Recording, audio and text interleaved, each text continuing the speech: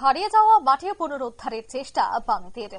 বিভিন্ন জায়গায় নানা ইস্যুকে হাতিয়ার করে তারা কিন্তু কর্মসূচি করছে। ঠিক তেমনি বামপন্থী শ্রমিক কৃষকের অংশী সংগঠন ত্রিপুরা খ্যাত মজদুর ইউনিয়নের পঞ্চম তেলিয়ামুড়া মহকুমা সম্মেলনটি আজ অনুষ্ঠিত হয় সিপিএম দলের তেলিয়ামুড়া মহকুমা কার্যালয়ে।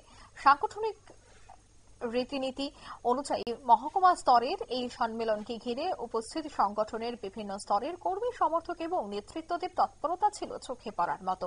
এই সম্মেলনে ত্রিপুরা রাজ্যের পরিষদের সম্পাদক শ্যামল দে কি বলছেন শোনাব। অন্যতম বৃহত্তম একটি ক্লাস অর্গানাইজেশন শ্রেণী সংগঠন ত্রিপুরাতে। এই সংগঠনের নাম ত্রিপুরা খ্যাত মজুর ইউনিয়ন।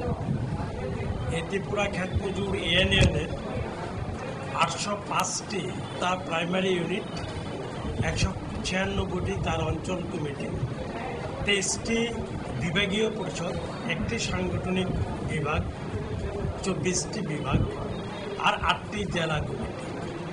তো আমরা প্রথম পর্যায়ে প্রাইমারি কমিটিগুলো প্রায় 86% প্রাইমারি ইউনিটের তার কনফারেন্স বা পুনর্গঠনের কাজ আমরা সম্পন্ন করি। বলা যেতে প্রায় 94% উপরে আমাদের অঞ্চল কমিটির সম্মেলনগুলো আমরা সম্পন্ন করি। এখন বিভাগীয় পরিষদের সম্মেলনগুলো শুরু হয়েছে। তো আজকে তেলিয়ামুড়া বিভাগ আপনারা শুনলেন তাদের এই বক্তব্য। সম্মেলন থেকে সকলকে সম্মতিক্রমে পুনরায় মহকুমা কমিটির সম্পাদক হিসেবে হিমান রায় নির্বাচিত হয়েছেন এবং সভাপতি হিসেবে অলোক চক্রবর্তীকে নির্বাচিত করা হয়েছে। নিয়ে নিচে ছোট্ট একটি বিজ্ঞাপন বিরতির সঙ্গে থাকুন।